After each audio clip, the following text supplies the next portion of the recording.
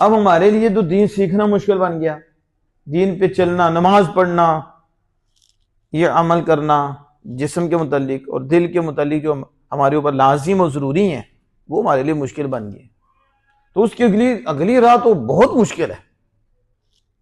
لیکن یہ یاد رکھیں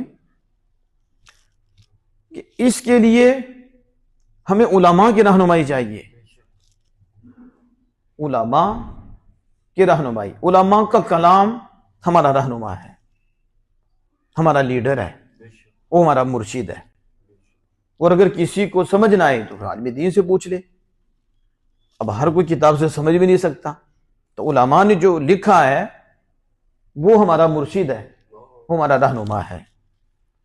ہم اس میں علماء کی رہنمائی کی روشنی میں چلیں گے.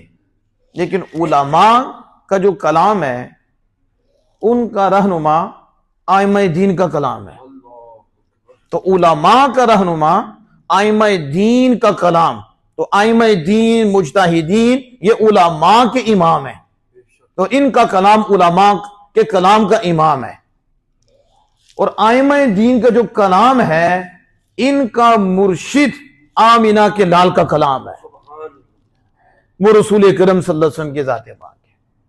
اور رسول اکرم صلی اللہ علیہ وآلہ وسلم کا مرشد اور رہنما رب کا کلام ہے.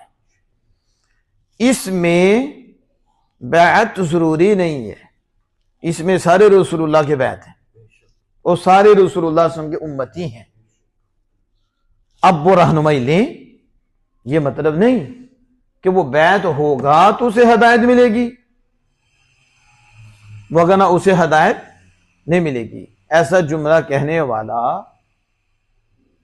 بہت دور ہے اور اسے توبہ کرنی چاہیے.